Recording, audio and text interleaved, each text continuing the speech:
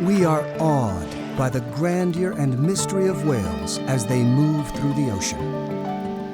Off the west coast of the U.S., the thrill of spotting a whale is becoming more common. Many species are recovering from near extinction. Some populations have yet to rebound and are still endangered.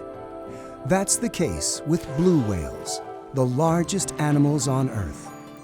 Now, scientists are using NASA Earth observations to overcome a major obstacle to protecting these whales, predicting where they'll be. NOAA's Monica DeAngelis helps manage the protection of whales under the Marine Mammal Protection and Endangered Species Acts. The biggest threat to whale populations now is still humans. We've got vessel collisions, climate change, habitat loss or destruction, entanglement in any kind of gear, marine debris or fishing gear, anything that's out in the ocean. My members, the ocean carriers that transit these waters, take this issue very seriously. Nobody wants to hit a whale. It's just one of those things that no mariner wants to be a part of. One of the questions we're constantly asked from a management perspective is, where are the whales? The whale swims underwater most of the time, and the ships don't have a sensor that they can see it. When the whale does come up to surface and breathe, that's for a very short period of time, and on these huge ships, it's hard for the watch officers to actually see the whale during that short period of time that it's breathing.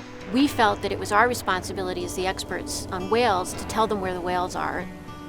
Scientist Helen Bailey and her team partnered with NOAA's DeAngelis to tackle this challenge through a project called Whale Watch. There are a number of products that are going to come out of this, but one of the most innovative is a near real-time tool that will use the latest satellite environmental data to predict the occurrence of whales off the US West Coast. The species of whale that Whale Watch will cover are blue, fin, humpback, and gray whales. The whales were tracked using our Argos satellite telemetry. So a tag is put on the whale, and then a signal transmits up to a satellite whenever the whale is at the surface, which enables you to calculate the positions. We have tracking data from 1993 to 2009.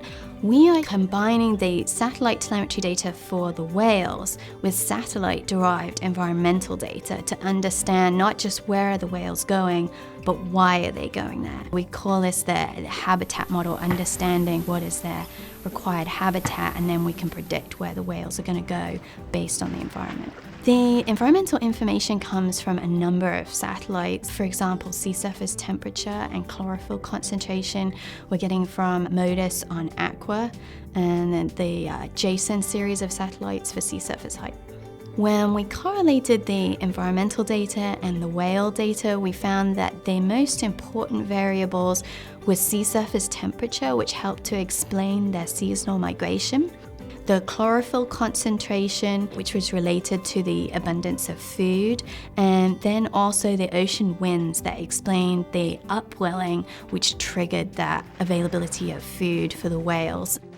The final one that was important was the slope of the seabed. We tend to see krill aggregate on that slope, and that seemed to be where the blue whales were too.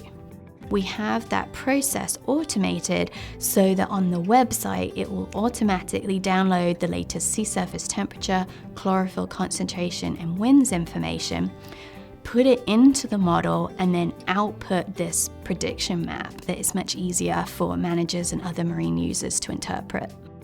We will have the Whale Watch products on a publicly available NOAA website, so it should be relatively easy for them to find and access. We're going to be getting information that we didn't have before, which is this ability to predict in near real time where we think animals might be. That at least gives us that important point on the graph of where the whales are. We can then compare that to where the ships are going and see what adjustments can be made. The Navy, the Coast Guard, shipping industry, fishermen, and researchers actually are very interested in seeing this come to fruition because they want to be able to take a look and use this for their own reasons. In the same way that the ships are very conscious about the weather, they're very conscious about the whales, and if they know where the whales are, they can avoid them. The bottom line is this is the best available science. We are now able to use that information to give whales a voice so that humans can change their behavior to reduce the threat to whales.